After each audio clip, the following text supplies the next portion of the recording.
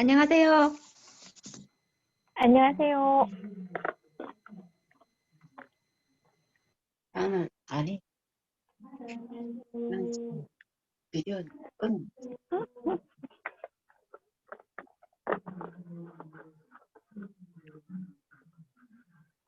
들어오셨나요? 제가 지금 소리가 잘 안 들려서. 안녕하세요. 그냥 나는 왜 그냥 나오면 되는데. 컴퓨터에 좀 문제가 있는지 지금 소리가 잘 안 들리네요. 조금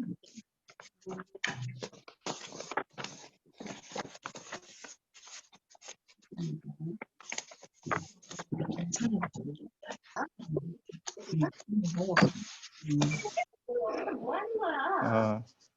예, 그러면 이제 제 소리 다 들리시는 거죠?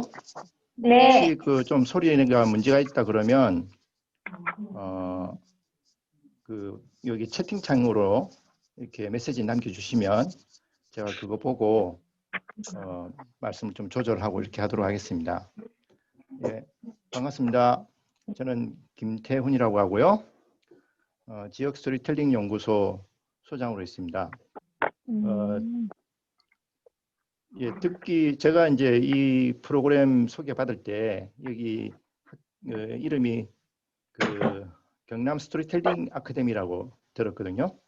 그래서 어떤 면에서 이제 스토리텔링을 같이 만들어가는 그런 동료 여러분들인 것 같습니다. 근데 사실 이제 스토리텔링이라는 게 너무 이제 쉬운 말이잖아요. 이게 스토리텔링이라는 게 이야기하기니까 그 이야기하기를 이 스토리텔링이라는 영어로 이렇게 사용을 하다 보니까 마치 이렇게 새로운 것, 뭔가 이렇게 첨단의 것, 뭐 이런 좀 이미지가 생기는 것 같은데 사실은 그렇지 않습니다. 사실은 뭐 이야기라는 게 누구나 뭐 우리 어릴 때부터 이야기를 듣고 살았고 또 이야기를 또 잘하는 분도 계시고 예를 들어서 그 소설가 박완서 선생님이 이제 그런 말씀을 하셨죠. 그 본인이 이제 어릴 때 이야기에 관한 그런 재능은 어머니한테 들었던 옛날 이야기 들으면서 이제 그게 하나의 이제 자기 창작의 소재가 됐다. 뭐 이렇게 말씀을 하시는데 이제 그것처럼 우리도 이제 어릴 때부터 이야기라는 건 새로운 것도 아니고 상당히 우리한테 익숙하고 누구나 또 잘 할 수 있고 누구나 또 지금 즐기고 있는 뭐 드라마를 본다든지 영화를 본다든지 그게 전부 다 이야기를 즐기는 거 아니겠습니까? 예, 그런 내용이기 때문에 저는 좀 이렇게 스토리텔링이라고 할 때 그 영어가 주는 그런 좀 뭐랄까요 좀 중압감 이런 것은 좀 이렇게 가볍게 벗어나도 되지 않을까 그렇게 먼저 말씀을 꼭 드리고 싶고요. 오늘은 이제 첫 시간에 제가 하는 첫 시간에 여러분이랑 좀 이야기를 나누고 싶은 것은 우리가 이제 인류지 않습니까? 호모사피엔스 인류인데 인류가 왜 하게 됐는지 이야기라는 매체가 어떤 면에서 이제 호모사피엔스들의 굉장히 중요한 특징인데 그게 무엇인지 좀 근본적인 좀 질문을 던지면서 그 근본적인 생각을 하면서 그럼 나는 어떤 이야기를 내가 가지고 있고 또 어떤 이야기를 또 이렇게 주변 이웃과 또 여러분들과 나누려고 하는지 그런 좀 생각을 할 수 있는 시간을 가졌으면 좋겠습니다. 그래서 먼저 앞부분에는 제가 좀 준비해 온 자료를 좀 같이 보시면서 그 내용을 갖고 좀 이렇게 제가 말씀을 먼저 드리고 그 관련된 뭐 질문이나 이런 게 있으면 같이 이야기를 나눌 수 있는 그런 시간을 좀 가져보도록 하겠습니다. 이제 제가 좀 자료를 띄우겠습니다.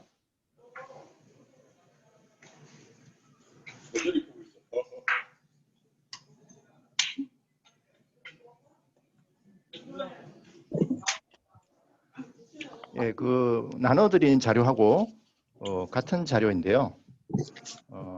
이 자료를 제가 오늘 가져온 제목은 우리는 왜 이야기하나? 그 얘기를 좀 여러분과 좀 나눠보려고 합니다. 우리는 사실 이제 이야기를 하면서 태어났죠. 우리가 태어날 때부터 그 사람이 이렇게 팔을 쓸 줄 알잖아요. 팔을 쓸 줄 안다는 게 아이들 키울 때 이제 안고 키우지 않습니까? 안고 키우면서 어릴 때부터 뭐 알아듣든 못 알아듣든 막 이야기를 해주잖아요. 그러면서 우리가 이제 삶을 시작하게 되는데 근데 이제 이런 이야기라는 것, 서사라는 것을 다른 동물은 보니까 하지 않더라는 거죠. 오로지 이제 인간만 하고 있는데 왜 인간이 이제 이런 식으로 발달을 했을까? 그래서 이제 먼저 이제 첫 번째는 이제 인지혁명과 이야기라는 주제를 가지고 좀 얘기를 해보도록 하겠습니다. 유발 하라리 아시죠? 유발 하라리가 그 사피엔스라는 책을 지을 때 크게 이제 그 인지혁명, 제일 처음에 이제 혁명 세 가지를 이제 얘기를 했는데 첫 번째가 인지혁명, 두 번째가 이제 농업혁명, 세 번째가 산업혁명 이렇게 뭐 얘기를 한 기억이 있습니다. 근데 이제 그 인지혁명을 통해서 사피엔스들이 지금 공부하고 고도의 있다. 어떤 비대면서. 힘을 발휘했다라는 건데요. 인류가 이제 사실은 한 300만 년 전부터 직립을 했다고 해요. 그 남경태 쌤이 이제 종횡무진 역사라는 책을 보면 직립을 하면서 아까 말씀드린 것처럼 손을 가지고 이렇게 손을 사용하게 되면서 또 동시에 이렇게 목이 되게 편안해졌죠. 우리 목이 이제 이 척추에 바로 이렇게 다 올라 붙으면서 목 근육이 되게 부드러워진 거죠. 그러면서 다양한 발음을 할 수 있게 되고 그걸 통해서 여러 가지 의사소통에서 고도의 어떤 그런 적잡한 메시지도 전달받을 수 있는 그런 시스템으로 이렇게 인류가 발전을 했습니다. 그런데 그 인류라는 게 되게 좀 핸디캡이 있잖아요. 일단 그 근육이나 이런 것들이 다른 동물에 비해서 굉장히 약하고 그리고 이제 인류보다 훨씬 강한 그런 덩치도 크고 그런 동물들이 상당히 많은데 근데 어떻게 인류는 이 지구를 지배했을까? 그래서 뭐 여러 가지 이제 인류학 책들을 살펴보면 이 아프리카에서 한 10만 년 전에 50명 정도가 그 탈출을 해서 지금의 터키 있는 쪽 이제 그쪽으로 이제 빠져나가면서 인류가 퍼져나갔다 이렇게 얘기를 하시더라고요. 근데 그 호모사피엔스들이 다른 여러 가지 이제 대륙으로 퍼져 살면서 그 동네에 사는 여러 가지 대형 동물들을 거의 뭐 멸종시키기도 하고 뭐 그런 사례들이 굉장히 많죠. 뭐 첫 번째로는 이제 네안데르탈린을 멸종시켰다라는 설이 있죠. 뭐 이건 설입니다. 이거는 뭐 공존했다는 설도 있고 멸종했다는 설도 있는데 아무튼 그 호모사피엔스들이 굉장히 그 다른 동물들을 이렇게 몰아내는 그런 데 굉장히 특출한 재능을 갖고 있었고 4만 5천 년 전에 호주를 상륙했는데 그 뒤로 한 90%의 대형 동물들이 멸종을 했고 15,000년 전에는 아메리카 대륙을 갔는데 거기에서도 한 70%의 대형 동물이 멸종을 했고 그리고 지금 살아가고 있는 현생 동물들, 대형 동물들 중에 90% 정도는 길을 들이거나 노예화한 농장동물, 그러니까 가축이죠. 가축 같은. 그러면서 이제 지금 6번째 대멸종이 시작됐다. 이렇게 이제 말씀을 늘 많이 하세요. 근데 어떻게 이런 인간이 이렇게 그 강한 힘을 갖게 됐느냐? 그와 관련해서 이제 유발 하라리가 이제 이런 얘기를 하는 거죠. 유발 하라리가 이런 예를 들었어요. 호모사피엔스하고 대형 동물하고 싸움을 붙이면 1대1로 싸우면 예를 들어서 침팬지랑 사람이랑 싸운다. 그러면 1대1로 싸우면 당연히 침팬지가 이기겠죠. 근육 자체가 다르니까. 근데 이제 10대10으로 싸우면 누가 이길까? 이것도 이제 침팬지가 좀 이길 확률이 좀 높을 것 같아요. 근데 이제 100대100으로 싸운다. 그러면 거의 사람이 이길 것 같다는 느낌이 있습니다. 그리고 뭐 천대천 사람 1000명이랑 침팬지 1000마리만 싸운다. 100% 사람이 이기겠죠. 왜 그러냐면 사람은 이 유발 하라리 말입니다. 사람은 고도의 탄력적인 협동이 가능한 종족이다. 탄력적인 협동이라는 게 굉장히 그 융통성 있게 협동을 한다는 거죠. 뭐 물론 개미나 벌 같은 경우도 협동을 하는 동물들입니다만, 곤충들입니다만, 이 굉장히 좀 기계적인 어떤 호르몬에 의한 좀 기계적인, 감사합니다. 물론 그 안에도 이제 소통이 있죠. 뭐 소통이 있지만 그 소통의 수준이라는 게 굉장히 좀 기계적이고 굉장히 제한적인 이제 반해서 인류는 굉장히 탄력적으로 유기적으로 활동하더라. 근데 그 기반이 되는 것이 바로 이야기라는 거죠. 이야기를 할 줄 아는 능력. 그 능력 때문에 인류는 협동을 할 수 있습니다. 그래서 이제 이 유발 하라리가 그 상상을 기반으로 한 허구라고 그러니까 그 집단에 대한 공통의 상상력, 그러니까 우리라고 하는 개념이 있지 않습니까? 우리도 지금도 우리나라 사람들이 우리라는 말을 참 많이 쓰는데 우리라고 했을 때는 우리와 다른 그들이 존재를 하는 거죠. 그래서 예를 들어서 뭐 우리 부족이라든지 우리 친족이라든지 아니면 우리 민족이라든지 이제 그런 어떤 공통의 어떤 집단을 상상하게 하는 그런 힘을 갖게 된다는 거죠. 그래서 뭐 예를 들면 이런 거 있겠습니다. 우리도 이제 뭐 일본하고 뭐 이런 어떤 여러 가지 문제가 생기면 특히 이제 독도 관련된 문제 생기면 대번에 우리 민족이 단결을 하지 않습니까? 합쳐버립니다.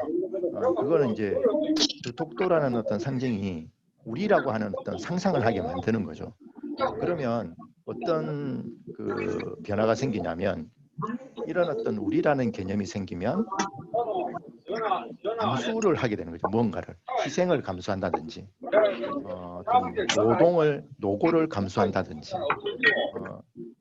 동물들은 예를 들어서 동물들은 그런 게 가능하지가 않잖아요. 예를 들어서 어떤 뭐 이렇게 무리들 간에 전쟁이 붙었다. 그러면 자기 집단에서 눈에 보이는 데서는 싸우겠지만 어느 순간에서는 자기 살 길 찾아서 흩어진다든지 그러기가 쉬운데 이 사람이란 집단은 이게 우리를 위한 거다. 혹은 우리의 자손을 위한 거다. 그러면 기꺼이 희생을 한다는 거죠.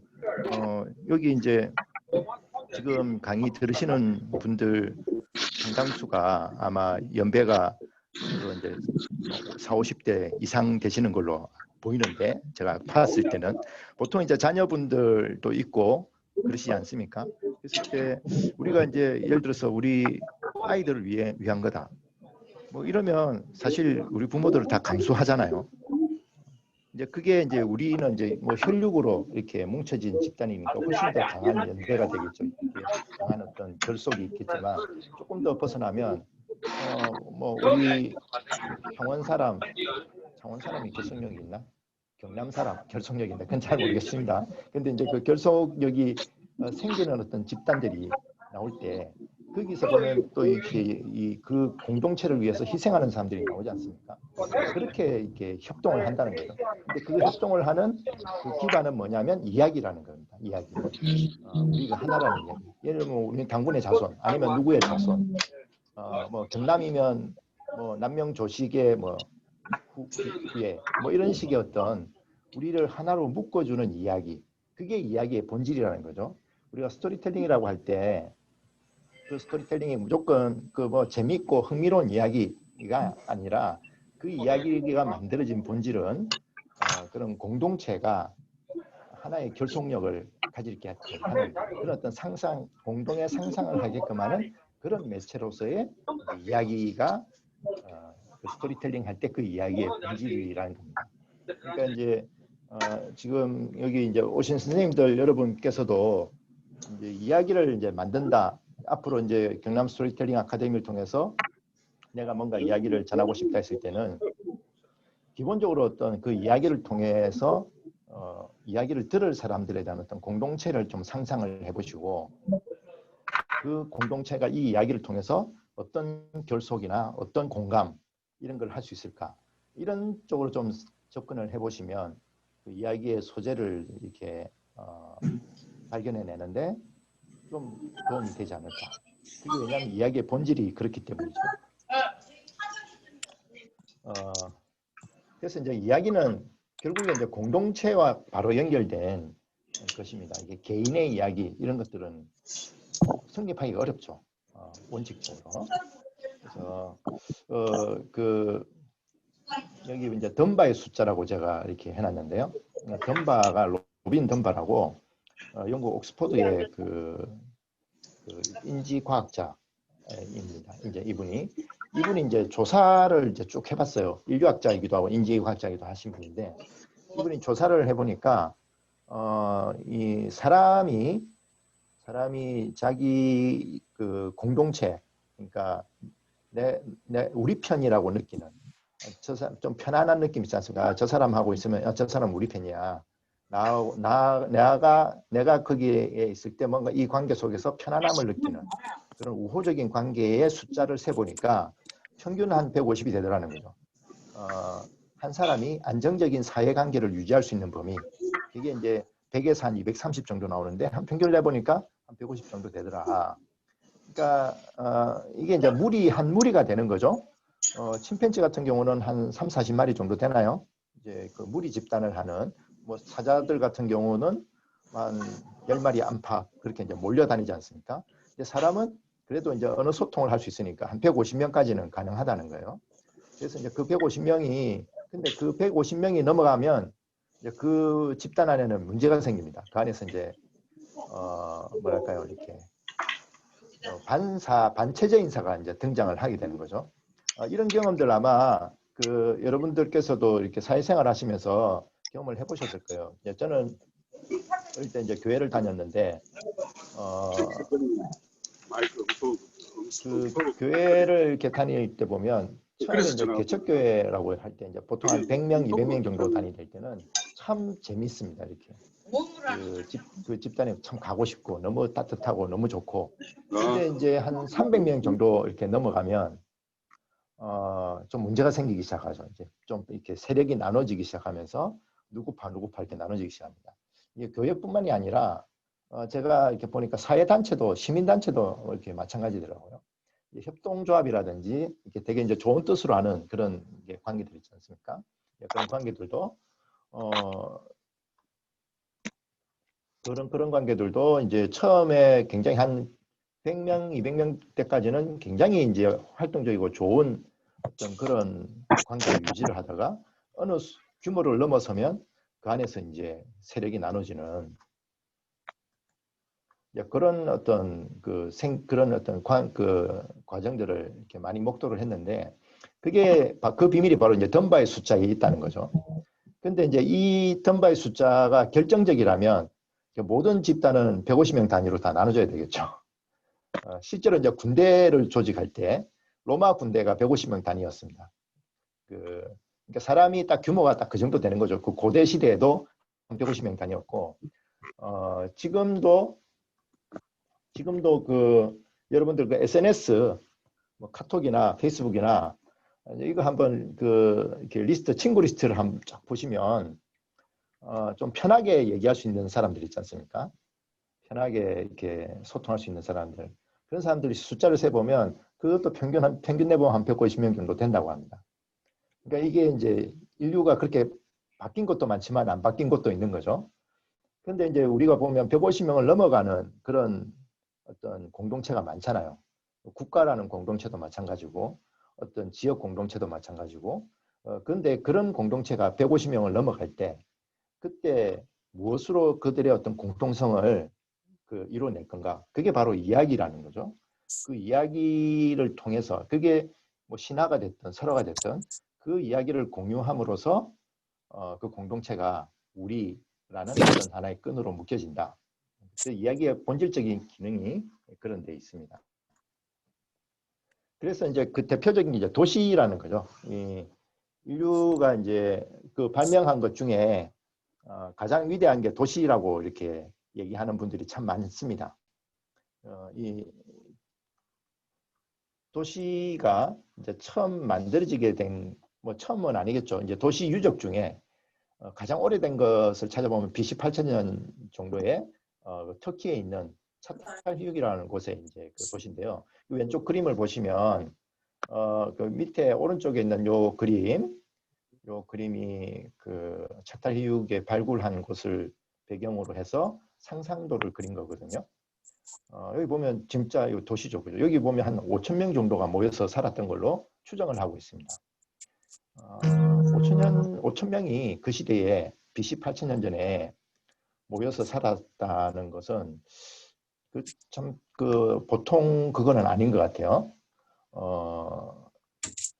그러면 이제 이 5천 명이 복잡 모여서 살면 문제가 많이 생길 거 아닙니까? 그죠? 누구 300명이 모여도 파가 갈리는데 5천 명이니까 훨씬 더 어마어마했겠죠. 근데 그것을 묶어주는 게 바로 뭐냐면 바로 종교라는 거죠. 종교라는 게 이게 이제 스토리텔링의 아주 대전형적인 어떤 하나의 모습이라고 볼 수 있습니다. 여기에서 이제 그 발굴된 유적들 중에 왼쪽에 보면 여기 이제 최초의 모신이라 그러죠. 모신, 어머니상, 굉장히 이제 풍만한 어떤 모습의 어떤 다산을 상징하는 그런 이제 어떤 신상이 하나가 발견이 됐는데 아마 이 스탈휴이란 도시의 수호신이 아니었을까라고 이렇게 추정을 하는 거죠. 그래서 이제 이런 이야기를 통해서 그러니까 이 신을 섬기는 사람과 섬기지 않는 사람이 이 도시의 시민과 시민이 아닌 것을 구분하는 기준이 되겠죠. 그 기준이 바로 이야기였다. 이렇게 보실 수 있겠습니다. 그래서 이제 고대 도시들을 보면 대부분 이제 그 종교 시설이 그 도시의 중심을 자리하고 있지 않습니까? 이제 여기 보면 이제 수메르 문명, 고대 이제 메소포타미아 문명의 수메르 문명이 보면 이제 도시국가였었는데 그 도시국가의 이제 가운데 항상 보면 지구라트라고 해서 이 신전이 이렇게 중심을 차지하고 있습니다. 성서에 나오는 이제 바벨탑 같은 경우도 그 신바빌로니아의 네부카드네자르 2세가 뭐 손든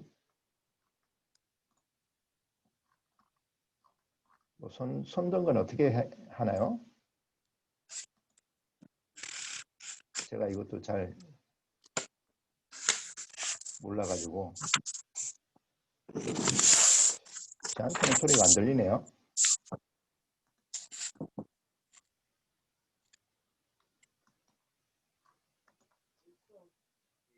일단 좀 진행을 하도록 하겠습니다.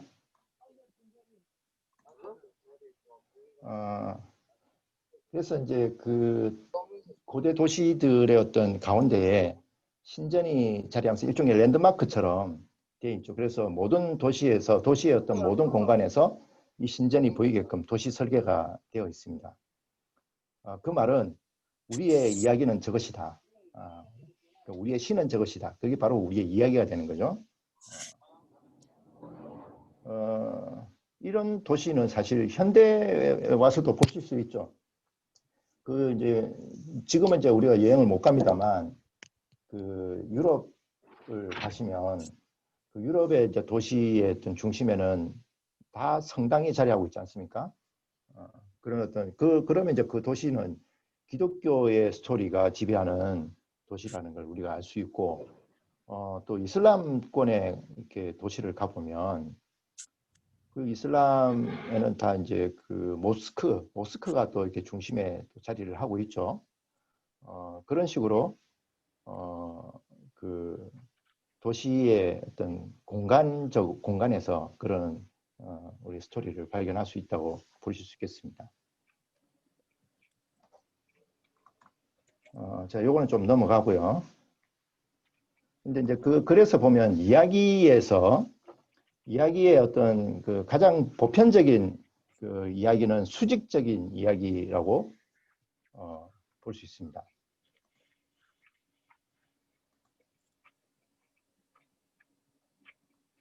수직적인 이야기라는 것은 그 권력에 관한 이야기가 됩니다. 왜냐하면 그 스토리가 아까 공동체를 구성하기 위한 스토리라고 얘기를 했잖아요. 그 말은 공동체를 지배하기 위한 스토리가 되는 거죠.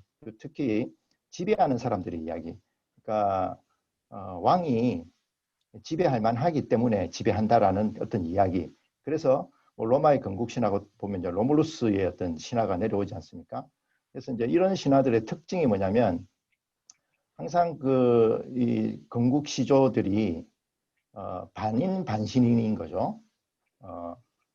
절반은 신이고 절반은 사람인 이제 그런 존재들이 등장하지 않습니까? 우리 당군 신화도 마찬가지죠. 당군 신화도 하늘에서 환웅이 내려와 가지고 곰이랑 이렇게 인간이 된 곰과 이렇게 사이에서 둘 사이에서 이렇게 단군이 태어났으니까 단군의 한쪽은 신이 되는 거죠. 그래서 이제 반신반인이라는 건 뭐냐면 그냥 일반인보다 그냥 보통 사람보다 훨씬 뛰어난 사람이다라는 것을 어필하기 위한 스토리인 거죠. 그래서 이제 그런 기본적으로 어떤 그런 우리가 알고 있는 신화, 설화 같은 것들은 수직적인 이야기입니다. 권력 스토리텔링이라고 저는 보는데요. 뭐 참고로 뭐 우리나라 사람들이 제일 좋아하는 세종대왕이 세종대왕 되시고 나서 처음 이제 만드는 이야기 책을 하나 지으셨죠. 그분도 이제 용비어천가라고 하는 걸 짓지 않았습니까? 용비어천가가 뿌리 깊은 나무는 바람에 아니면 새 꽃도 그 여름 하나니 뭐 이렇게 얘기하는데 그 뿌리 깊은 나무라는 게 그냥 사람이 뿌리가 깊어야 된다 그런 얘기가 아니잖아요. 그 고려를 뒤집어 엎고 역성혁명으로 이제 등장한 이씨 집안이 뿌리가 깊다라는 거죠. 그 이씨 집안이 뿌리가 깊어서 이 고려를 뒤집을 만했다. 그리고 그만큼 영향이 되는 그리고 그런 권위가 있는 집안이다라는 얘기를 하는 거죠. 그게 그 스토리텔링, 세종대왕의 스토리텔링이라는 것이 바로 수직적인 권력 스토리텔링이다. 이렇게 보실 수 있겠습니다. 그래서 이거는 스토리텔링에서 가장 전형적인 장르라고 보실 수 있을 것 같고요. 여러분들 혹시 뭐 가정에 좀 그런 거 있지 않나요? 뭐 우리 집안이 뼈대 있는 집안이다. 뭐 이런 얘기를 할 때 그게 이제 대표적인 수직 스토리텔링이죠. 누가 뭐 무슨 벼슬을 지냈고 과거 뭐 이렇게 6.25 전쟁 때 어떤 영웅이시고 뭐 이런 얘기들이 결국에 이제 우리 그 집단, 우리의 어떤 공동체를 이렇게 결속시키는 중요한 기능을 하게 됩니다. 그런데 이제 이런 수직적인 이야기만 있는 게 아니라 수평적인 이야기도 존재한다. 저는 평등과 저항의 스토리텔링이라고 제가 이름을 지었는데요. 그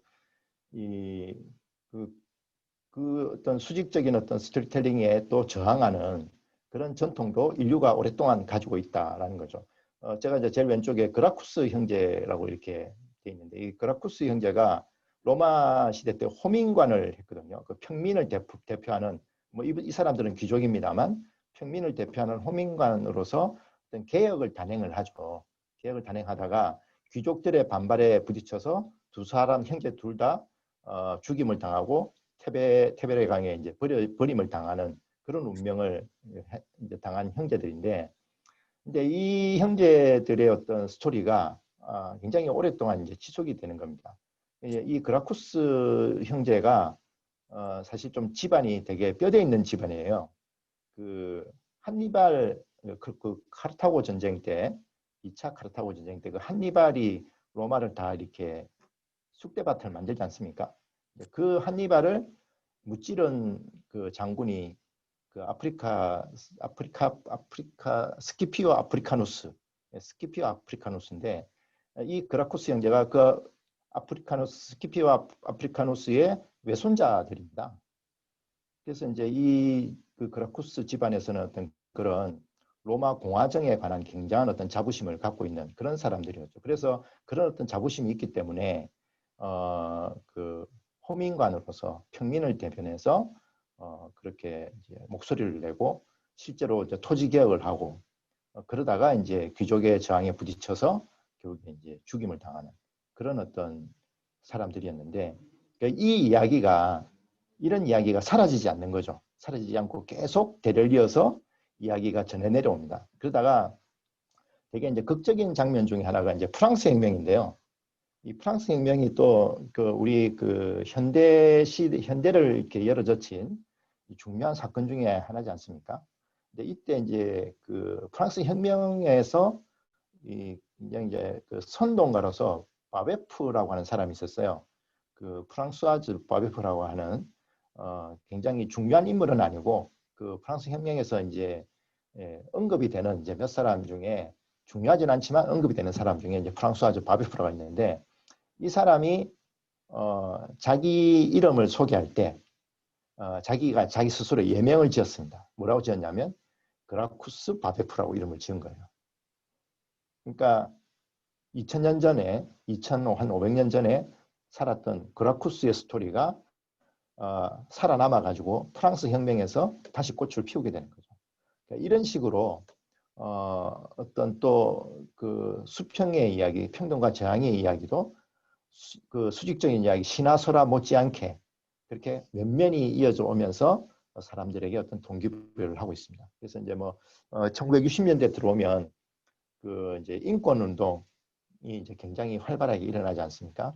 그 인권 운동, 특히 흑인 민권 운동에 이제 계기를 만들었던 로자 파커스. 그 여기 보면 이 사진을 진짜 누가 찍었는지 모르겠는데 로자 파커스가 이제 그 백인들이 앉는 자리에 당당하게 앉아서 가고 있고 그 뒷자리에 앉아 있는 백인이 굉장히 떨떠름한 어떤 표정으로 이렇게 앉아 있는 이 모습을 사진을 이렇게 누가 찍었는데 사실 이 로자 파커스의 스토리가 또 흑인 민권 운동을 촉발시키는 이 로자 파커스의 이야기가 있었기 때문에 마틴 루터 킹도 있었고 무하마드 알리도 있었고 이제 그렇게 되는 거겠죠. 그래서 이제 이런 식으로 우리가 이제 우리가 살아가는 역사 속에서 이런 어떤 그 영웅들의 이야기, 어떤 영웅이냐에 따라서 좀 관점은 다르겠습니다. 뭐 이렇게 권력의 편에서 이제 칭송하는 영웅이 있는가 하면 반대로 또 저항하는 사람들의 또 영웅이 또 존재를 하는 거니까요. 뭐 우리나라로 치면 이제 동학농민전쟁에 뭐 녹두장구 정봉준의 이야기 뭐라든지 뭐 이런 것들이 있을 수 있겠죠. 그래서 이런 식으로 이렇게 뭔가 그 지향하려고 하는 어떤 모델 이런 사람들 아니면 그런 사건에 관한 이야기들이 오랫동안 전해 내려온다라는 겁니다. 그래서 이제 이야기의 어떤 소재를 생각하실 때 뭐 이런 어떤 그 여러 가지 사례들을 좀 참고를 하시면 좋지 않을까 생각을 하고요. 다음으로 이제 그 나와 이야기라고 하는 주제를 좀 말씀을 해볼까 합니다. 이 이야기라는 게 결국에 나와 이제 관계가 돼야 사실 이제 내 안에서 이야기가 나와야 되잖아요. 그래서 그 이야기의 어떤 소재가 이제 어디서 나올지 하는 부분을 좀 제가 이제 말씀을 드려볼까 합니다. 우리가 이제 우리의 인생도 알고 보면 이제 이야기로 구성되어 있다. 여러분도 그렇잖아요. 이제 그 살아온 이야기 하면 인생 이야기를 하게 되는데 우리가 이제 흔히 말하는 생로병사, 희로애락, 관혼상제 이제 이게 사실은 이제 이야기의 어떤 마디들인 것 같아요. 우리의 어떤 일상을 살아가는 인생에서 이야기가 만들어지는 어떤 마디들, 그 마디들이 여기에 있지 않을까. 생로병사는 좀 이렇게 상태가 된다고 한다면 희로애락, 특히 이제 그 중에서도 이제 관혼상제 같은 경우가 이제 일종의 통과 의례에 관한 거죠. 관이라는 게 이제 모자를 쓴다.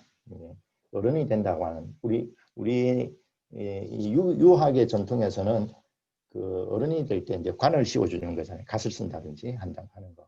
그 다음에 결혼을 하고, 그 다음에 사람이 죽고, 그 다음에 그 죽은 것을 기억하는 이게 이제 이야기의 마디들인데 사실은 이제 그 우리가 이제 일상을 살아간다고 했을 때 그 일상 속에서는 사실 이야기 만들기가 쉽지 않죠. 이게 왜냐하면 일상은 이렇게 똑같은 게 반복이 되잖아요. 똑같은 게 반복이 되다 보니까 그 안에서 어떤 새로운 뭐 어떤 흥미로운 게 없지 않습니까? 여러분도 뭐 좀 재밌는 일 없어 그러면 사실 어떤 큰 사건이 일어난다든지 아니면 뭐 주변에서 누가 뭐 사고가 일어났다든지 뭐 그런 게 없으면 사실 이야기할 거리가 별로 없습니다. 그죠? 이제 그래서 그런 어떤 마디들, 우리 이야기가 만들어지는 마디들, 이제 그런 것들을 잘 살펴볼 필요가 있다. 참고로 이제 저도 이제 스토리텔링 하다 보니까 이제 특히 입시라든지 뭐 이런 게 있을 때 그 자기 소개서 뭐 이런 것들을 이제 문의하시는 분들이 상담하시는 분들이 조금 있습니다. 많이는 아니고 조금 있었는데 이제 그분들하고 이제 얘기를 나눠보면 그런 고민을 많이 하죠. 이제 요즘은 스토리텔링도 이렇게 자기 속에서도 스토리텔링을 잘해야 된다. 뭐 이런 좀 이렇게 그 압박감이 있다 보니까 이거 어떻게 하면 지금 얘가 살아온 걸 좀 재밌게 이야기로 풀 수 있을까? 뭐 이런 것들을 막 물어오세요. 그럼 이제 제가 몇 가지를 물어봅니다. 이제 뭐 어떻게 어릴 때 어떻게 그다음 뭐 몇 살 때 뭐 고등학교 갈 때 어떻게 했고 뭐 이런 걸 이제 물어보면 사실 이야기가 될 만한 게 별로 없어요. 이야기가 될 만한 게 왜냐하면 딱 똑같으니까 똑같이 뭐 학교 그냥 평범하게 모범적으로 학교 다니고 뭐 학원 공부하고 그다음에 뭐 추천서 들어갈 만한 그런 또 봉사활동하고 뭐 이러면 써보면 그냥 다 비슷비슷해요. 이야기거리가 별로 없는 거예요. 그러면 그렇게 이제 제가 이제 되물어보죠. 그 진짜 아이한테서 스토리텔링을 해주고 싶으면 아이가 그렇게 살게 해줘야 된다는 거예요. 예를 들어서 자기가 진짜 지가 선택을 해서 막 예를 들어서 본인이 엄마 아빠가 막 말리는데도 자기가 본인이 바득바득 우겨가지고 뭐 1년을 뭐 휴학을 한다든지 아니면 자기가 혼자 어디서 한 달간 여행을 다녀왔다든지 뭐 이런 좀 그런 상황이 생기면 이야기거리가 생기잖아요. 근데 그런 거 하나 없는 상황에서 그냥 이야기거리 없이 살았는데 그 살은 것을 이야기를 만들려고 하니까 그게 이제 뭐 요즘 길거리 말로는 이렇게 짜친다 그러죠. 짜친다고. 이제 그게 쉽지가 않은 겁니다. 그래서 그 사실 이제 이야기라는 건 그런 어떤 인생의 굴곡, 인생의 변곡점 이런 곳에서 발생하는 것이라는 걸 좀 기억을 할 필요가 있을 것 같고요. 그래서 이제 제가 좀 이렇게 꼭 말씀드리고 싶은 게 이제 이 부분이에요. 이제 이야기와 성인데 이 성이라는 게 이제 성스러움, 거룩함 이런 내용인데 이 사진에 있는 그 마르체아 엘리아데라고 하는 분이 유명한 이게 비교 종교학자입니다. 이분이 쓴 책 중에 이제 유명한 책이 성과 속이라고 하는 성스러움과 세속적인 것 이런 것에 관한 이제 책을 쓰셨어요. 그 두께는 얼마 두껍지 않습니다. 이제 이분이 이제 그 성스러움이라는 것은 인간의 보편적인 특성이고 그리고 그 성스러움은 사회적이면서도 내면적인 존재다. 뭐 이렇게 이제 정의를 하셨어요. 이제 이 정도 갖고는 이제 사실 감이 잘 안 오죠. 이게 뭐 좋은 말인 것 같고 그런데 제가 이제 이분한테 좀 반했다 하긴 좀 그렇고 되게 좀 이렇게 인사이트를 좀 통찰을 받은 부분이 이분이 이제 그 성스러움이 과연 뭐냐라고 했을 때 이렇게 표현하시는 거예요. 여기 보면 성은 속의 반대다라고 이렇게 말씀했잖아요. 그러니까 일상적이고 세속적인 것에 반대되는 모든 것 이게 바로 성스러움이다라는 거죠. 저는 이제 이 부분에서 약간 좀 이렇게 박수 좀 이렇게 무릎을 탁 쳤습니다. 그러니까 이렇게 성스러움이라는 게 따로 있는 게 아니라 우리가 이제 일상으로 살아가는 그 세속적인 어떤 것들에서 일상적이고 세속적이라는 것은 뭐냐면 먹고 살려고 하는 활동들이라고 생각하시면 돼요. 먹고 살려고.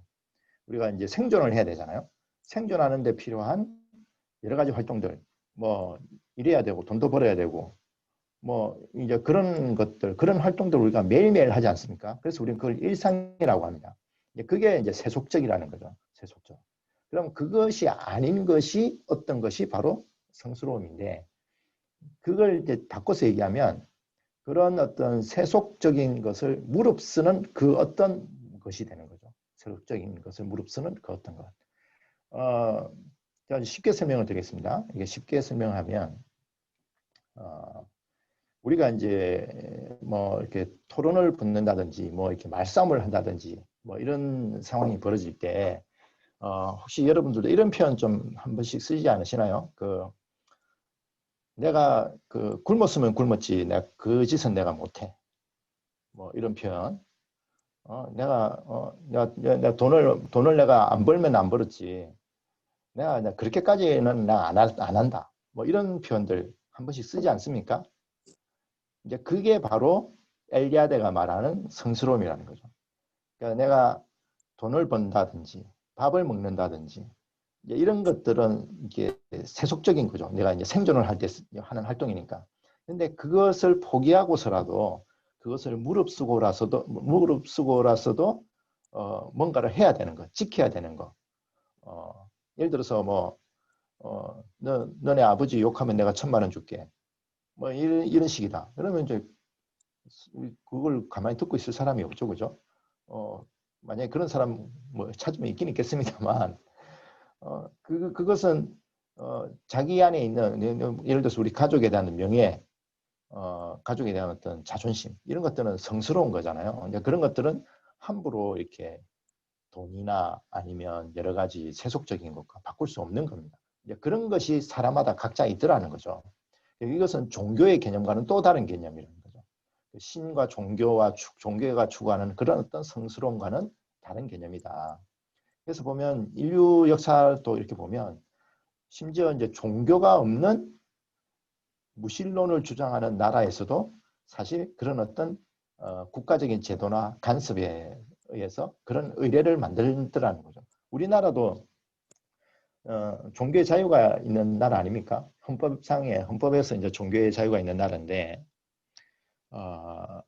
근데 항상 어떤 시청이나 도청에서 하는 행사 가보면 모든 행사하기 전에 국민의례라는 걸 하죠. 국민의례라는 걸 하면서 태극기 앞에서 우리가 경례를 합니다. 그거는 이 세속적인 사회에서의 어떤 성스러움인 거죠. 그래서 지금은 이제 그런 것까지는 없습니다. 예전에는 이제 태극기에 뭐 좀 때가 묻고 이러면 그 사람이 이렇게 벌도 받고 막 그래야지 않았습니까? 그죠? 그리고 뭐 북한 같은 경우에도 북한도 보면 그 사회주의 종교를 부인하는 사회주의 국가인데도 불구하고 그 사회주의 국가의 지도자는 신격화되잖아요. 최고 존엄 이런 식으로 하면서 그런 식으로 어떤 공동체든 간에 어떤 나름의 성스러움을 만들어낸다라는 거죠.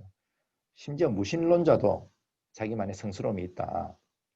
저는 이제 이 장면에서 아마 좀 지금 강의 들으시는 분들이 저랑 좀 연배가 비슷하실 것 같아서 이 예를 들어도 될 것 같은데 예전에 2000년이 98년이었나요? 그때 그 곽경택 감독의 친구라는 영화가 있었죠.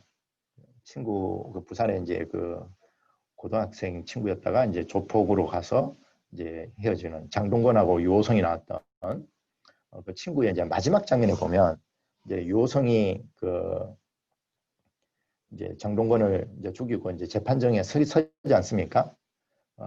재판정에 서서 재판정에 서가지고 결국에 이제 자기가 시인을 하죠. 내가 죽였다. 이렇게 시인을 하니까 그 이제 준석이 친구가 와가지고 이제 막 뭐라 하죠. 니 와 그랬노? 동수한테 미안해서 그랬나? 니 와 그랬노? 니 왜 니가 스스로 니 죄를 인정을 하냐? 그랬더니 이제 그때 이제 준석이가 그 얘기를 하죠. 나는 건달 아이가 건달이 쪽팔리면 안 되잖아. 이 얘기를 합니다. 그게 이제 건달의 성스러움이죠. 그래서 이제 건달들 같은 경우는 자기가 양아치 아니라는 데 대해서 굉장한 어떤 집착을 갖지 않습니까? 뭐 이렇게 우리 일반인들이 볼 때는 뭐 도찐개찐인데 그 건달 입장에서는 자기가 양아치하고 다르다는 걸 엄청나게 집착을 합니다. 그게 어떻게 보면 건달 공동체가 갖고 있는 성스러움이 되겠죠. 뭐 예를 들어서 자기들은 뭐 이렇게 민간인은 손대지 않는다는 등 뭐 이런 그런 어떤 그 규칙을 갖고 있습니다. 근데 그게 이제 그 사람들이 저마다 갖고 있는 성스러움인데 저는 이제 이 부분 이야기를 우리가 발굴한다 했을 때 이 부분을 우리가 잘 한번 살펴볼 필요가 있을 것 같아요. 이제 본인 이제 개인이 갖고 있는 나만의 어떤 성스러움이 있을 거고요. 내가 절대 양보 못하는 어떤 그런 자기만의 성스러움의 어떤 분야가 있을 거고, 다음에 어떤 집단이나 공동체 같은 경우에는 그 공동체가 갖고 있는 공통의 성스러움이 있는 거죠. 그거 건드리면 일종의 이제 금기시하는 게 있지 않습니까? 어떤 공동체든 어떤 사건에 대해서든 어떤 사람에 대해서든 뭐 얘기해서는 안 되는 거 건드려서는 안 되는 거, 이런 것들이 존재한단 말이죠. 근데 그곳이 바로 그곳이 이야기가 만들어지는 어떤 공간이다라는 거죠. 그게 그 성스러운 공간에서 그 성스러운 공간이 기존의 어떤 성스럽다고 믿었던 것들이 뭐 흔들린다든지 뭐 이렇게 되면서 이렇게 거기서 이야기가 이렇게 만들어지고 그 이야기가 만들어졌을 때 그 공동체 안의 사람들이 거기에 대해서 반응을 하는 거죠. 나하고 사실 사람들은 나하고 상관없는 얘기는 관심 없습니다. 그죠? 관심이 없는데 뭔가 이렇게 집중을 그 공통의 어떤 성스러움을 누군가 건드렸을 때 우리 집안의 어떤 그 영웅으로 생각하는 사람이 있는데 근데 바깥에 있는 사람이 그걸 막 함부로 욕을 할 때 우리 그걸 못 참잖아요. 그런 거 참을 수가 없죠. 뭐 이렇게 혹시 스포츠를 좋아하신다면 프로야구에서 이제 자기 팀의 어떤 영웅이 있지 않습니까? 자기 팀에 뭐 롯데 자이언츠 같으면 최동원 뭐 같은 선수가 있죠. 부산 사람들한테는 최동원 같은 사람들이 굉장히 이제 성스러운 존재인데 예를 들어서 이제 여기 뭐 대구나 광주에 있는 사람이 최동원을 막 이렇게 함부로 좀 폄하한다든지 욕한다든지 이러면 이건 못 참는 거죠. 그러면 이제 그 부산인이라는 어떤 그다음에 롯데 자이언츠라는 어떤 그런 공동체 안에서는 바로 또 최동원과 관련된 어떤 것에서 이야기가 나올 때 그때 그 공동체 구성원들이 그게 반응을 한다는 거죠. 그런 식의 어떤 관점을 갖고 좀 살펴보면 어떨까 싶습니다. 지금 이제 시간이 한 50분 됐는데요. 잠시 좀 쉬었다가 얘기를 해볼까요? 지금 지금은 이제 제가 지금 제 컴퓨터하고 좀 오디오가 조금 이렇게 문제가 있는 것 같아서 제가 잠깐 밖에 나갔다가 빠져나갔다가 좀 다시 들어오도록 하겠습니다. 그래서 10분 뒤에 8시에 제가 좀 다시 접속을 해서 선생님들하고 또 이야기를 좀 나누는 시간을 좀 갖도록 하겠습니다. 예. 괜찮죠? 댓글로 좀 지금 저 소리가 안 들려서 댓글로 좀 동의를 해주시면 채팅으로 좀 동의를 해주시면 예 그러면 10분 정도 쉬도록 하겠습니다. 감사합니다.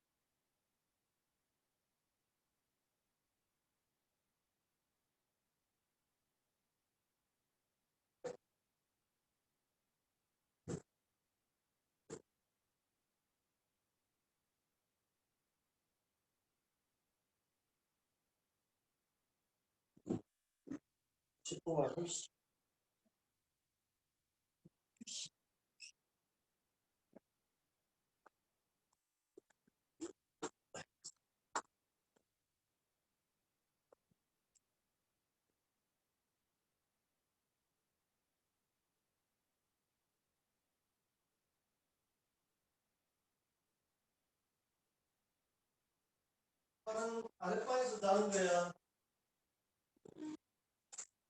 어? 응, 아랫방 많아.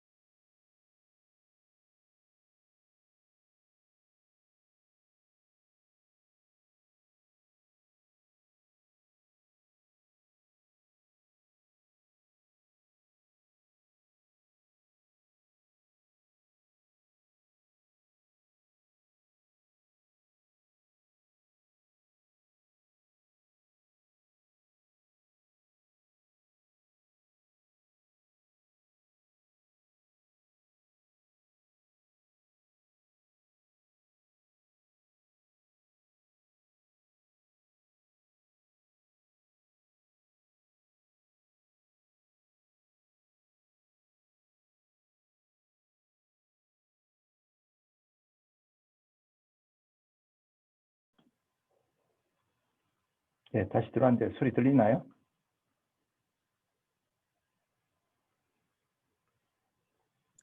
네, 소리 들립니다.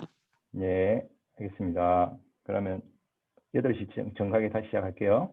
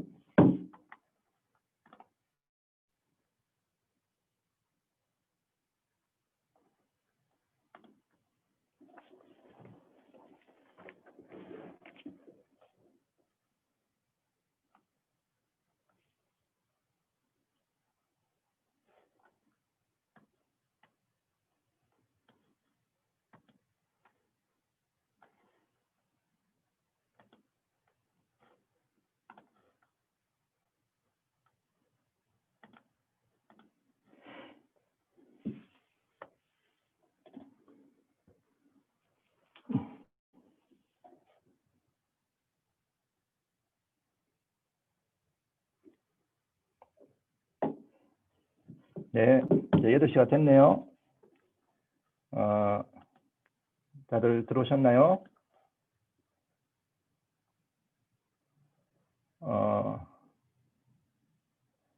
이제 못한 얘기 이제 얼마 남지 않았는데요. 못한 얘기 하고 좀 얘기를 좀 나눌 수 있는 그런 시간을 좀 가져보도록 하겠습니다. 제가 앞에 그 성스러움 이 얘기를 좀 많이 했는데요. 이제 그 성스러움이라는 것, 이 성스러움이 바로 이제 이야기의 어떤 골간이다 이렇게 보시면 될 것 같고, 이 성스러움이 결국에 이제 그 작용을 해야 되잖아요. 이제 내가 갖고 있는 어떤 내 안에 어떤 그런 그 성스러움, 나 안에 어떤 이야기들 이런 것들이 존재하면서 동시에 우리가 이야기한다는 것은 바깥으로 그 이야기를 이제 끄집어내는 행동인데, 그것이 결국에 이제 안에 있는 나의 이야기와 바깥에서 이제 그 떠돌고 있는 이야기가 이제 만나야 되는 거죠. 만났을 때 그런 어떤 화학 작용이 일어난다.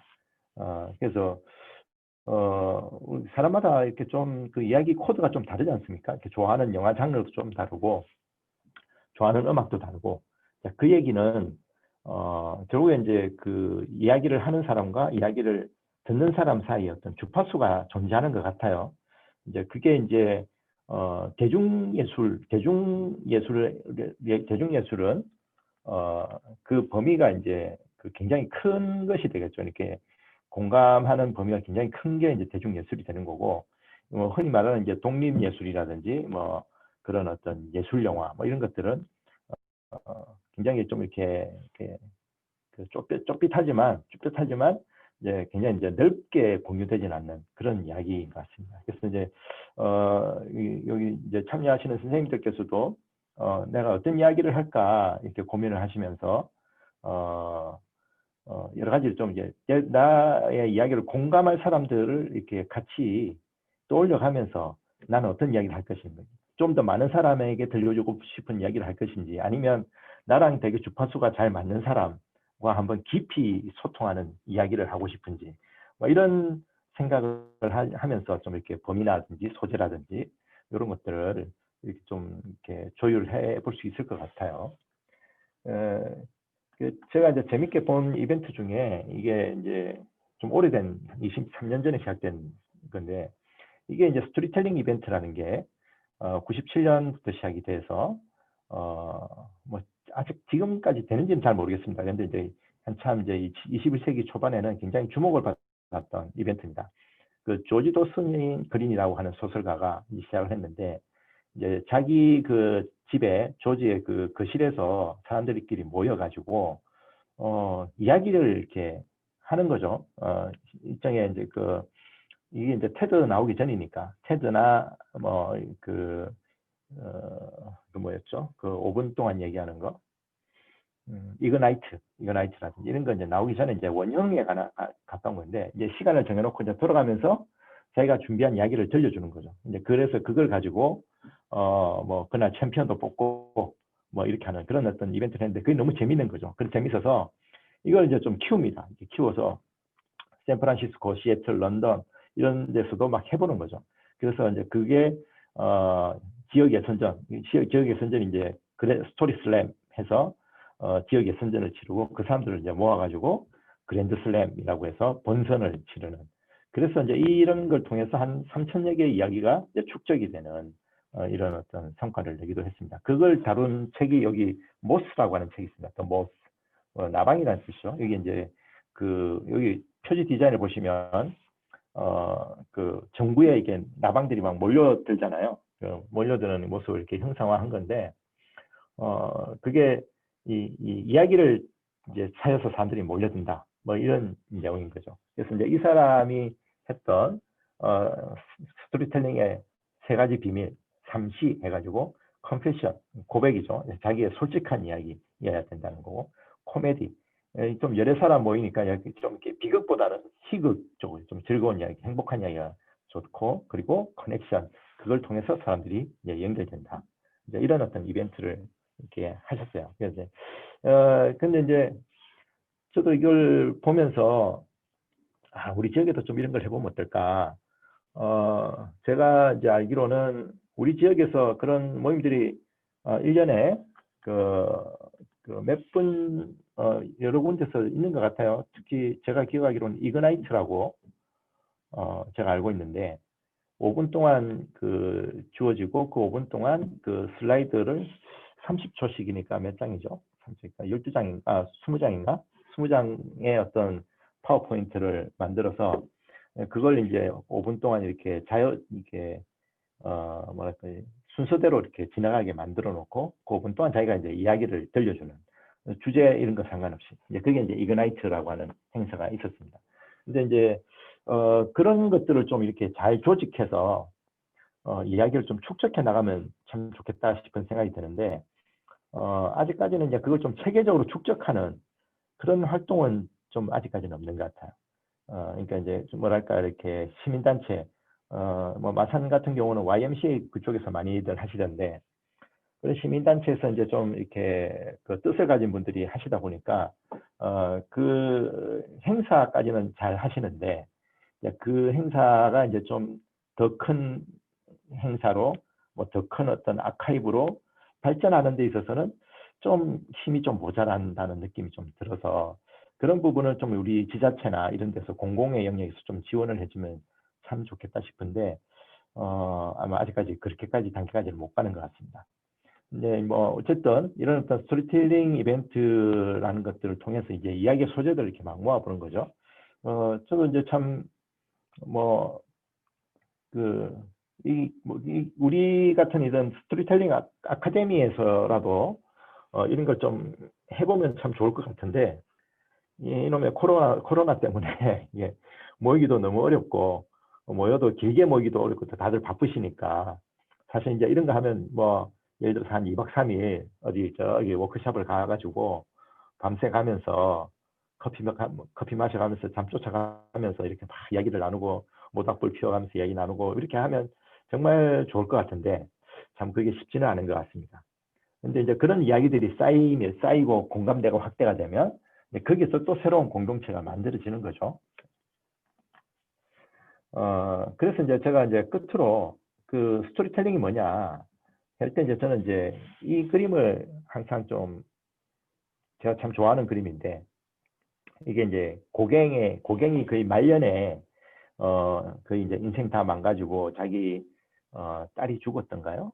뭐 그런 어떤 비극들이 막 생기고 너무 가난해지고 뭐 이렇게 가족들에게도 버림도 받고 뭐 이러는 과정에서 이제 그렸던 그림입니다. 이 그림의 제목은 우리는 어디에서 와서 무엇이며 어디로 가는가?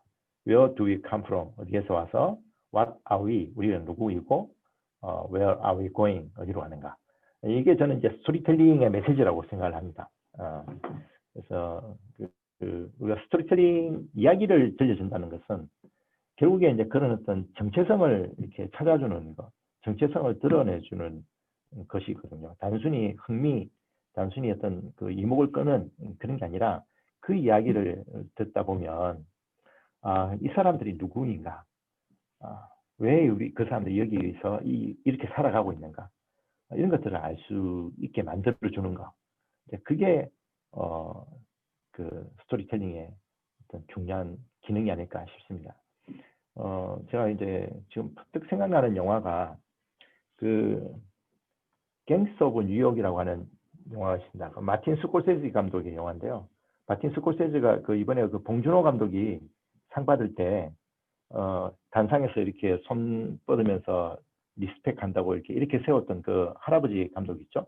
그분이 마틴 스콜세지 감독인데 그 사람이 이제 갱스터 오브 뉴욕이라고 하는 영화를 2000년대 초반에 만들었어요.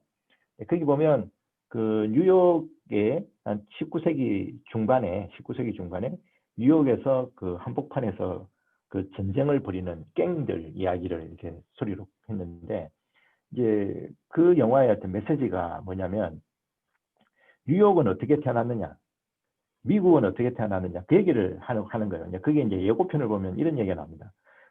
America was born in street. 이 미국이라는 나라가 길거리에서 태어났다는 거죠. 이런 어떤 굉장히 위대한 어떤 그 인물이나 그런 성스러운 어떤 미션이 아니라 길바닥에서 싸움질하면서 태어난 나라가 바로 미국이다 라는 걸 이렇게 알려주는 거죠. 이제 그런 스토리텔링이 그 뉴욕이라는 도시가 과연 어떤 도시냐를 알려주는 거죠. 뉴욕의 본질은 바로 이런 어떤 이민자들이, 가난한 이민자들이 생존을 위해서 진짜 목숨을 걸고 싸워가면서 전쟁하면서 이렇게 막 하나하나 만들어갔던 게 오늘날의 뉴욕이 됐다. 예, 그게 이제 어떻게 지금 오늘의 뉴욕 시민들이 기억을 해야 될 사람들이다 라는 걸 이렇게 알려주는 거죠. 예를 들면 이제 저는 지금 창원에 있으니까, 그럼 창원 시민이 과연 누구냐? 이런 우리 고민을 해볼 수 있겠죠. 창원 시민은 과연 누구인가? 이 사람들은 어디서 와서 왜 여기서 살고 있는가? 이런 것도 좀 생각해 볼 수 있겠죠. 예를 들면 창원시청 앞에 그 최윤덕 동상이 서 있지 않습니까? 그 최윤덕 장상은 과연 창원 시민인가? 창원 사람인가? 저는 좀 이렇게 별로 동의는 안 돼요. 왜냐하면 창원 시민의 창원 시민의 정체성이라는 것은 결국에 어떤 공단 아니겠습니까? 공장이 생기고 산업화가 되고 거기에 일자리를 찾아서 전국에서 몰려온 사람들. 어떤 면에서는 이주민들이죠. 그 이주민들이 모여서 섞여서 만들어내는 도시가 바로 창원이 아닌가라는 거죠. 마산도 크게 다르지 않죠. 마산 같은 경우도 본격적으로 어떤 도시가 성장하게 된 게 수출자유 지역과 한일합성, 뭐 한국철강 이런 것들이 들어오면서 아닙니까? 그러면 실제 어떤 마산 사람을 대표하는 어떤 모습은 그냥 그렇게도 생각할 수 있을 것 같아요. 그 마산 한일합섬에 이른바 지금은 그런 말 안 씁니다만 여공이라고 불렀죠, 그죠? 여공이라고 중학교 졸업하고 바로 취직을 했던 그런 분들인데, 그 당시 한일합섬이 아시아에서 단일 공장으로선 그 직원이 가장 많은 공장이었거든요. 그 당시 2만 명인가 3만 명 정도 되는 그 규모를 자랑을 했습니다. 근데 이제 거기에 온 여공들이 대부분 그 당시 이제 70년대, 80년대에 그 집안에 이제 그 오빠나 남동생 공부시키려고 오신 분들이 굉장히 많잖아요. 예를 들면 그런 어떤 아픔이나 아니면 그런 어떤 한계나 이런 것들을 갖고 모였던 사람들. 그런 사람들이 어떤 면에서 보면 그 지역을 대표할 수 있는, 제가 만약에 마틴 스코세지 감독이다 한다면, 만약에 마틴 스코세지 감독으로서 내가 마산에 관한 영화를 한 편 만들겠다, 마산 사람에 관한 영화를 만들겠다, 그러면 저는 그 사람들 중에 케이스를 찾을 것 같아요. 그 가족의 어떤 부담을 덜고 또 내 남동생이나 이런 가부장 시대 그런 사람들을 이제 공부시키려고 자기를 희생했던 사람들. 하지만 그렇게 와서 자기의 그 희생이지만 거기서 자기를 이렇게 포기하지 않고 그 안에서도 자기 나름의 어떤 꿈을 찾아서 애쓰고 노력했던 사람들. 뭐 이런 사람들이 어떻게 보면 그 지금의 어떤 도시들을 이렇게 만든 주역들이 아닐까. 그런 생각들을 좀 해봅니다. 그래서 좀 결론을 좀 내리자면 그런 어떤 공동체 어떤 집단 공동체 안에서 그 공동체의 어떤 성스러움을 지키기 위해서 애쓰고 노력하고 했던 그런 어떤 사람들의 이야기, 아니면 여러분의 어떤 인생 속에서 그런 순간들, 그 어떤 나의 혹은 우리의 가족의 어떤 명예나 자존심을 위해서 뭐 진짜 뭐 이렇게 뭐 뼈를 갈아서 뭐 했다는 둥 뭐 이런 이야기들 있잖아요, 그죠? 그런 것들이 뭐가 있을지 한번 이렇게 찾아보는데 오늘 제가 드린 이런 얘기들이 좀 보탬이 됐으면 좋겠다는 바람입니다. 일단 제가 말씀을 드리는 거는 여기까지만 하고요. 그래도 이제 오늘 이렇게 비대면으로나마 이렇게 여러분들 뵙게 됐으니까 그래도 이렇게 지금 한 20분 정도 들어오셨네요. 20분 정도 들어왔는데 그래도 인사도 좀 하시고 그 좀 뭐 오늘 뭐 소감도 좋고 아니면 그렇게 짧게 1분 이내로 이렇게 좀 돌아가면서 좀 얘기를 나누면 좋겠다 싶습니다. 그냥 하면, 그러니까 제가 여기, 제 사이트에 올라와 있는, 그 순서대로, 한번 얘기를 한번 해볼까요? 이거 좀 화면 공유를 중단을 하려면, 공유 중지하고, 자, 순서대로 한번 제가 호명을 할 테니까, 그 선생님 저기, 음소거 비디오 중지 이거 온 하셔서 좀 이렇게 말씀해 주시면 좋겠습니다. 제일 먼저 제 앞에 저 염경일 선생님이 제가 제일 앞에 와 있는데요. 들립니까, 제 목소리?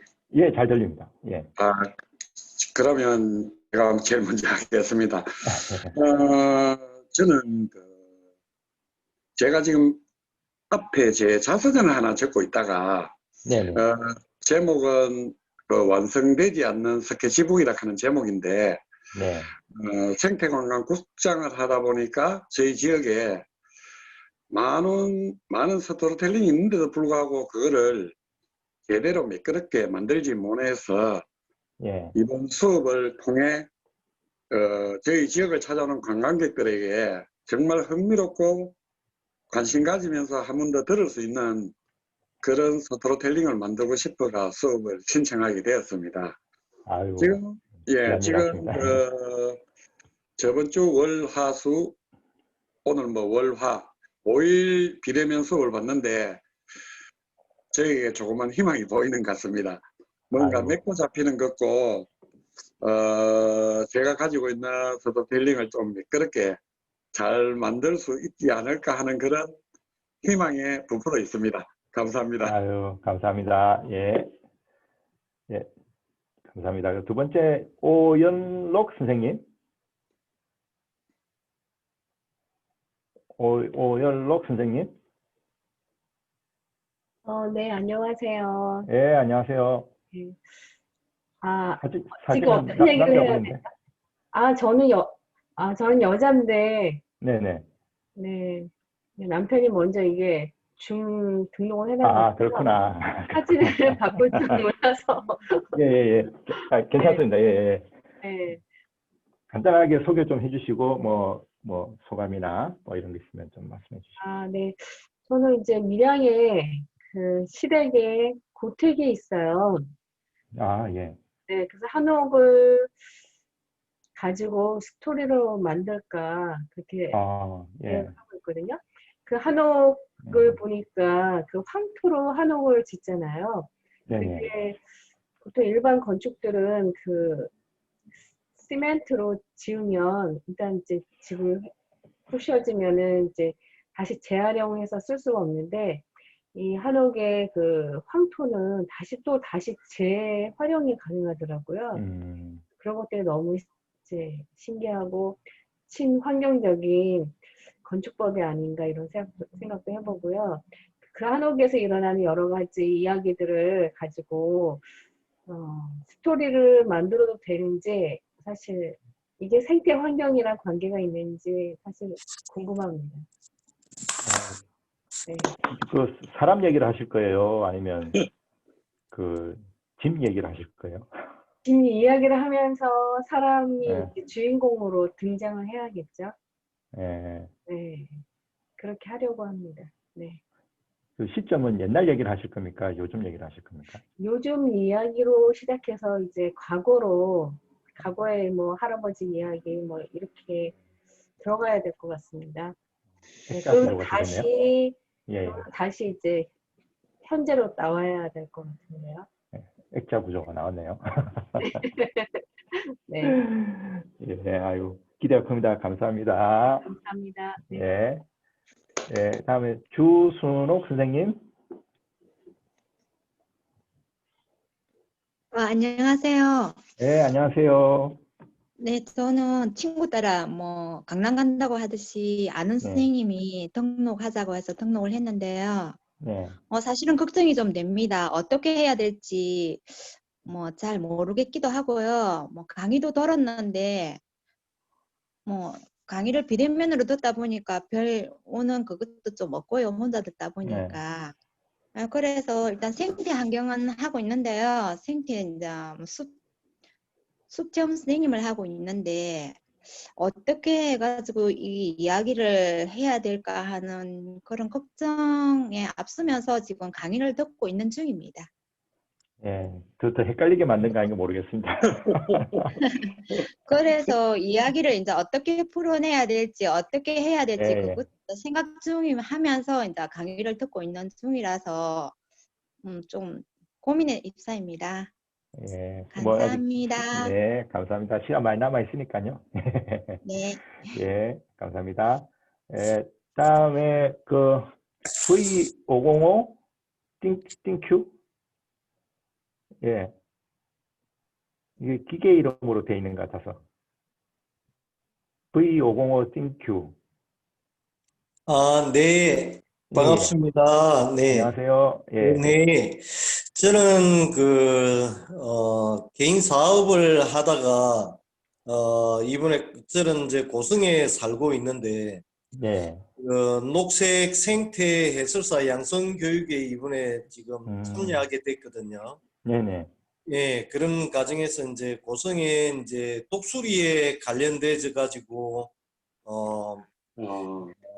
이렇게 교육을 지금 받고 있는데, 지금 뭐가 뭔지도 아직까지는 잘 모르겠고, 자연에 대한 어떤 이런 데 항상 그 관심은 많이 가지고 있었는데, 이번에 오늘 해단식을 했는데, 나름대로 많이 배운 것도 많고, 지금 스토리 아카데미 여기에 참여하면서, 지금 많이 배워가고 있는 그런 과정인 것 같습니다. 숲 해설 하시는 분들이 꽤 많이 계시네요. 생태 쪽 계신 분들이 이번에 많이 네, 들어오셨네요. 예. 저도 이제 그 고민 좀 하면서 다음 강의 좀 준비해 보도록 하겠습니다. 예, 네, 감사합니다. 예, 감사합니다. 예. 네. 다음으로 박명서 선생님.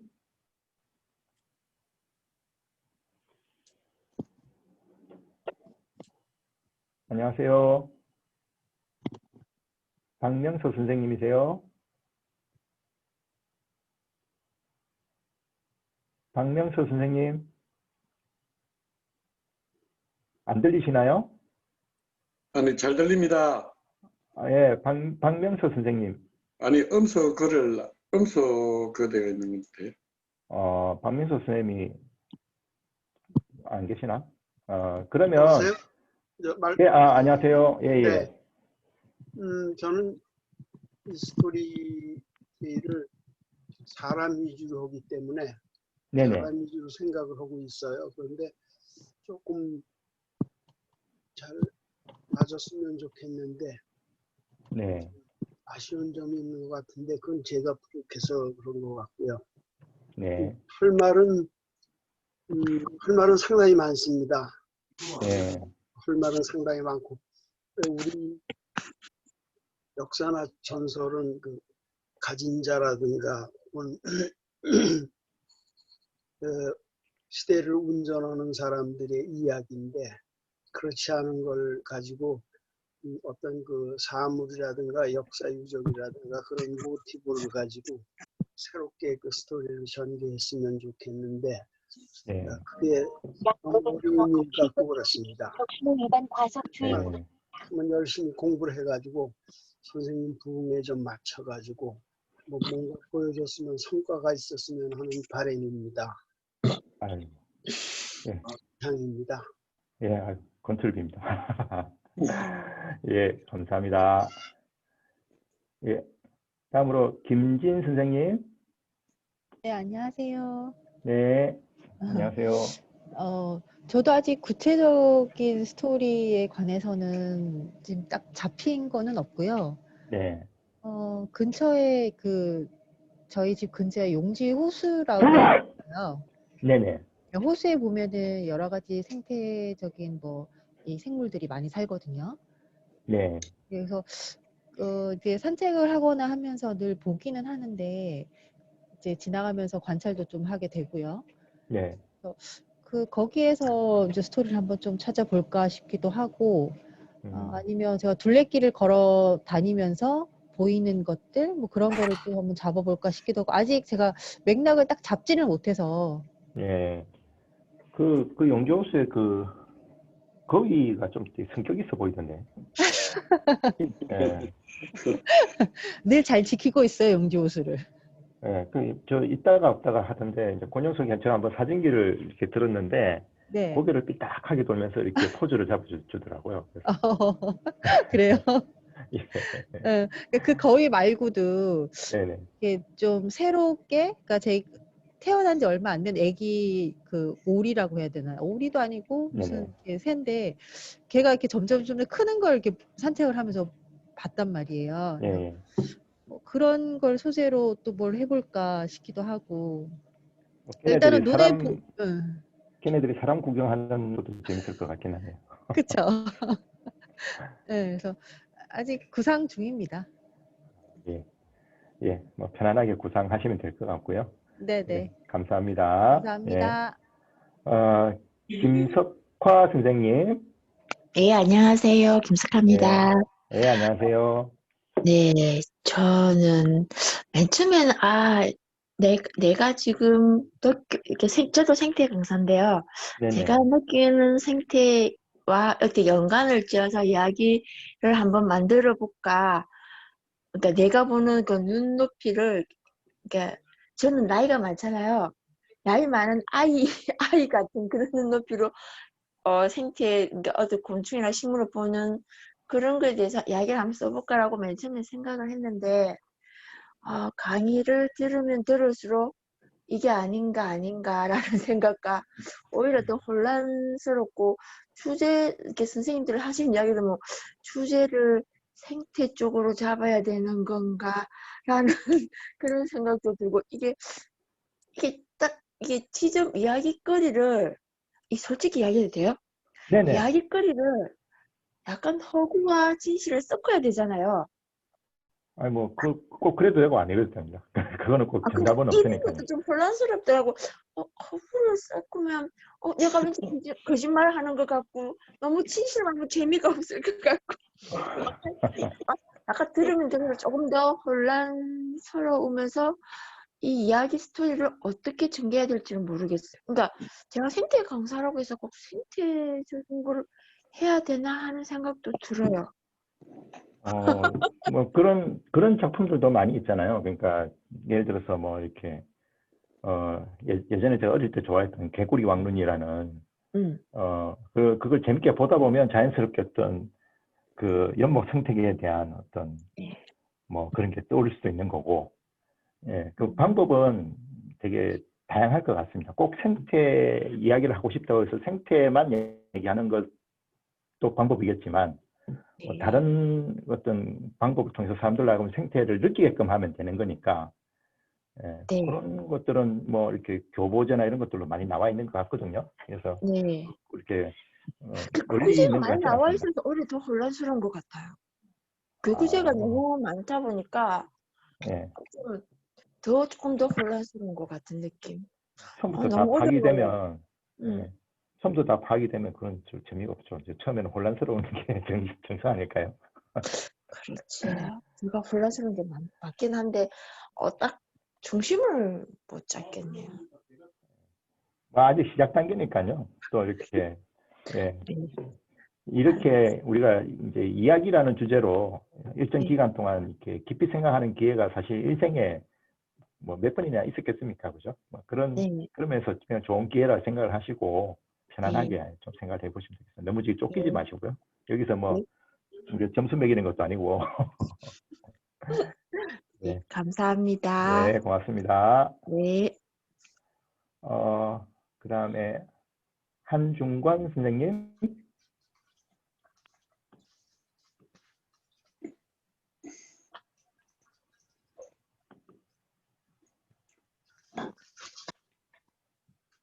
한중관 선생님.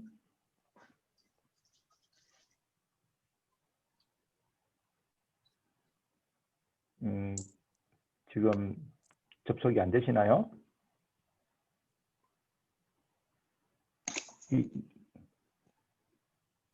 이정순 선생님 하셨나요? 아니, 안 했어요. 예, 이정순 선생님부터 하시죠. 예, 네, 반갑습니다. 저는 반갑습니다. 지금 네, 창녕에 거주하고 있고요. 현재로 숲 해설가로 활동하고 있습니다. 네, 그리고 이번에 저는 올해에 그 주택으로 이사를 하게 되었거든요.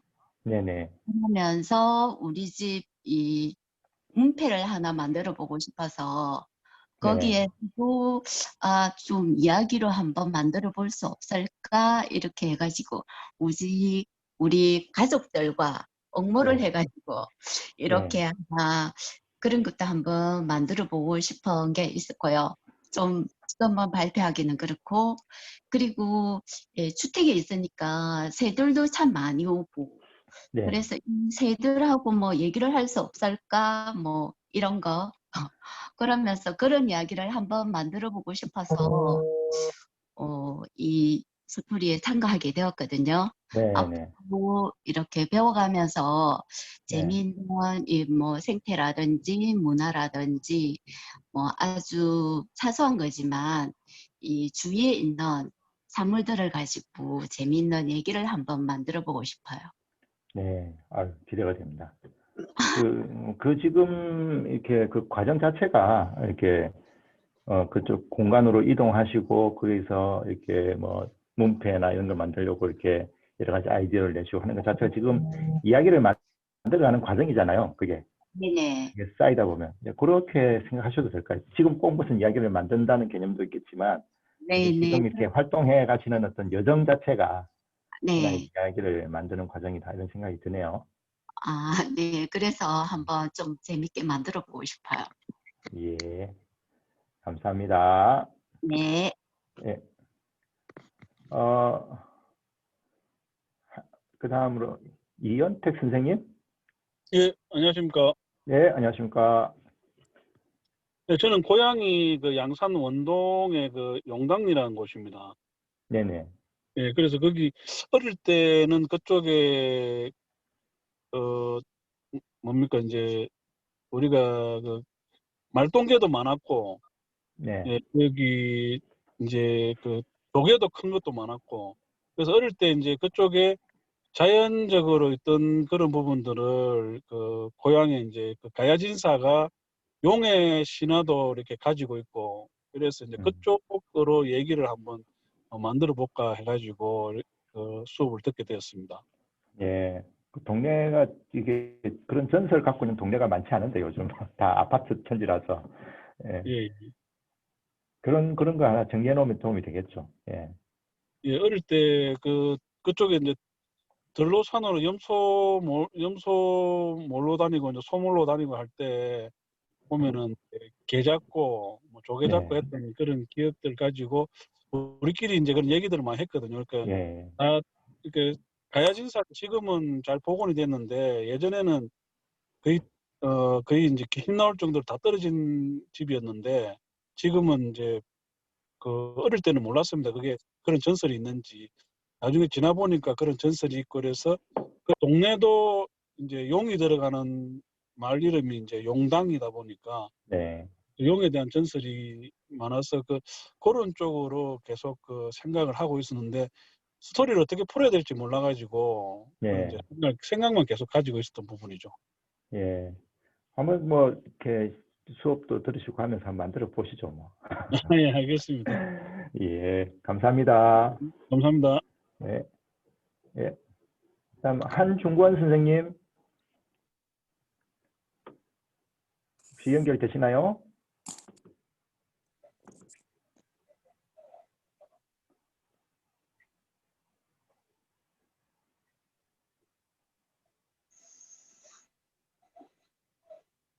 한중권 선생님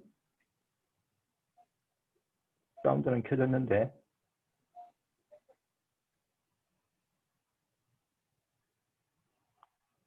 지금 잘 안 들리시죠? 다른 분들. 잘 들립니다.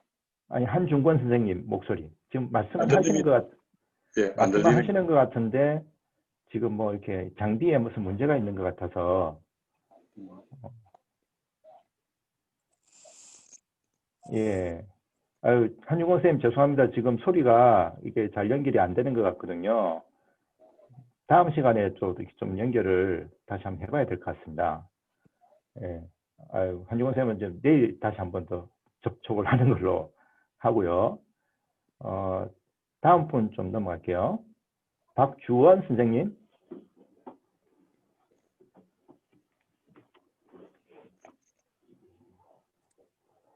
박주원 선생님.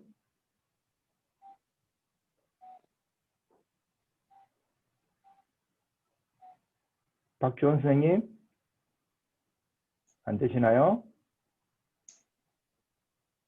그러면 또 넘어가 보겠습니다. 임재현 선생님.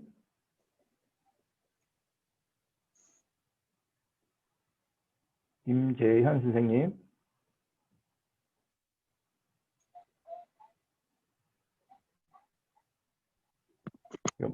뭔가 소리는 들리는데 이렇게 정확하게 소리가 잘 안 나오네요. 김석관 선생님.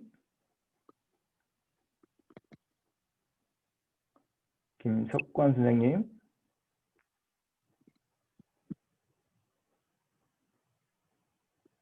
여기도 좀 반응이 없고요. 제가 지금 보유하고 있는 리스트는 대충 다 이제 혹시 본인이 이제 아직 인사나 이런 거 못 하신 분 계시면 마이크 켜고 한번 말씀해 주시겠습니까?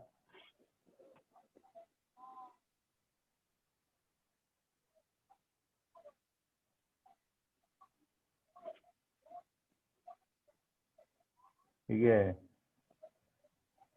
지금 누군가 말씀을 하시는 것 같은데 이렇게 소리가 저 멀리서 들리는 것 같아가지고 이게 좀 연결이 잘 안 되네요.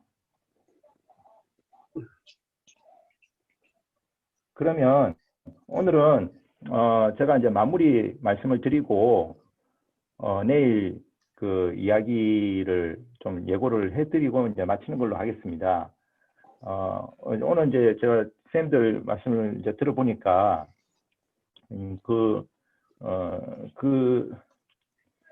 숲 해설 생태 이쪽으로 활동하시는 분들이 꽤 많으시네요.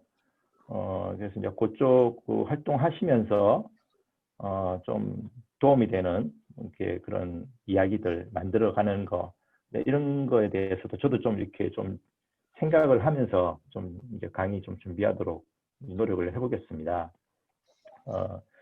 제가 아까 잠시 자기소개서 할 때 잠시 말씀을 드렸는데 저는 이제 스토리텔링이라는 게 뭐 하나를 갖고 이야기를 만드는 것도 중요하지만 제일 중요한 것은 이제 지금 여러분들께서 지금 하시고 있는 또는 준비하시고 있는 프로젝트들 그다음에 그런 것들이 이야기가 되게끔 이렇게 해 나가는 게 되게 중요한 것 같아요. 이게 내가 결국 그 이야기라는 것은 이제 다음 시간에 좀 말씀드리겠습니다만 결국 어떤 상황에서 어떤 행동을 하느냐 그게 이야기가 되는 거거든요. 그래서 우리가 이야기 스토리텔링을 한다고 하면 내가 이야기를 만드는 것도 중요하지만 내가 이제 행동하는 것, 활동하는 것이 그 자체가 이야기가 되게끔 하려면 내가 어떤 선택을 해야 될까 이런 좀 그 생각을 하는 게 좀 여러분들에게 좀 뭐랄까요 좀 도움이 됐으면 좋겠다 싶습니다. 과거에 이제 우리 뭐 선조들이나 뭐 이런 분들이 그 역사에 내가 어떻게 기록될 거냐 그걸 이제 판단을 하면서 뭐 선택을 하고 뭐 그러지 않았을까 이제 절체절명의 순간 뭐 이럴 때 뭐 그런 거하고 비슷한 맥락인 것 같아요. 그래서 이야기라는 게 저 멀리 있는 게 아니라 내가 이제 어떤 순간에 어떤 인생의 어떤 변곡점, 인생의 선택의 순간에서 어떤 선택을 할 것이냐 이것이 바로 내가 이야기가 될 거냐 말 거냐 이제 이런 판단으로 한번 생각을 해주신다면 이 스토리텔링 공부하는 게 이게 쓸데없는 짓은 아닌 것 같다 이렇게 저는 개인적으로 생각합니다. 그리고 이제 다음 시간에는 조금 더 이제 디테일하게 들어가서 다음 시간에는 이야기의 구성으로서 플롯과 캐릭터 이야기를 좀 할 예정입니다. 플롯과 캐릭터는 선생님들께서 이제 학교 다닐 때 국어 시간에 잠깐 배우셨을 거예요. 그래서 이제 그 플롯, 캐릭터 이런 거에 대한 이제 내용들을 잠깐 좀 떠올려 보시고 또 이렇게 혹시 뭐 수업을 준비한다는 차원에서는 따로 뭐 교재를 보거나 하지 마시고 최근에 재밌게 본 영화, 최근에 재밌게 보고 있는 드라마 이런 게 있죠, 그죠? 그런 것들을 잠시 떠올려 보시면서 내가 이게 왜 재밌었지? 어떤 부분 때문에 내가 이게 매력을 느낄까? 이런 것들을 한번 좀 생각해 보시는 게 그게 저는 이제 이 수업의 예습이라고 생각합니다. 그래서 뭐 내일 수업하실 때 그런 관점으로 수업을 할 테니까 기존에 선생님들께서 좋아하는 작품들 이런 것들을 한번 반출을 해보시면서 그런 어떤 스토리 내가 매력 있고 재미있어하는 그 스토리의 비밀이 뭘까 이런 것들을 좀 생각하고 오시면 참 좋겠다 이런 생각을 해봅니다. 오늘 수업 여기까지 하고요. 내일 또 7시죠? 네, 7시에 또 이렇게 뵙도록 하겠습니다. 네, 감사합니다. 수고하셨습니다. 네.